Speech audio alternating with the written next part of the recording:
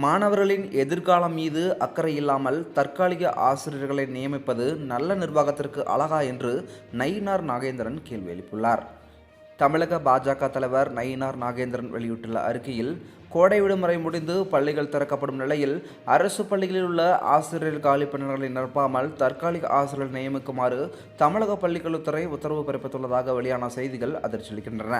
தமிழகத்தில் காலியாக உள்ள 6553 இடைநிலை ஆசிரியர் பணியிடங்களுக்கு ஆசிரியர் தேர்வு ஆணையம் கடந்த 2023-2024 ஆண்டு தேர்வு நடத்தியது.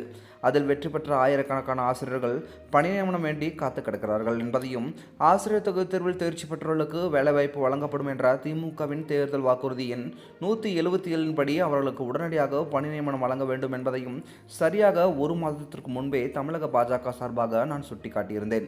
ஆக அரசு பள்ளியில் காலி பணியிடமும் அதற்கு தகுதியான ஆசிரியர்களும் தயாராக உள்ள நிலையில் அவர்களுக்கு பணி நியமனம் வழங்குவதில் அரசுக்கு என்ன சிக்கல் என கேள்வி எழுப்பினார்.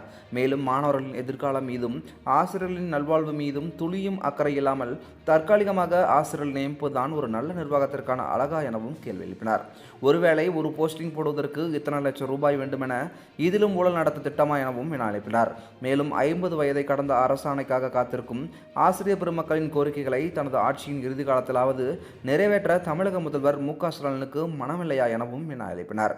இவ்வாறு ஆசிரியர்களின் கோரிக்கைகளையும் மாணவர்களின் எதிர்காலத்தையும் தொடர்ந்து அலட்சியப்படுத்தி வரும் ஆளும் அறிவாலய அரசு அதற்கான விளைவுகளை வரும் சட்டமன்ற தேர்தல் 2026 அறுவடை செய்யும் என தெரிவித்தார். இதுபோன்று மேலும் முக்கியமான செய்திகளை தெரிஞ்சுக்கணும் அப்படின்னா நம்ம சேனலை சப்ஸ்கிரைப் பண்ணிட்டு தொடர்ந்து நம்ம சேனலை இணைந்திருங்க. மீண்டும் அடுத்த வீடியோவில் சந்திக்கலாம். நன்றி.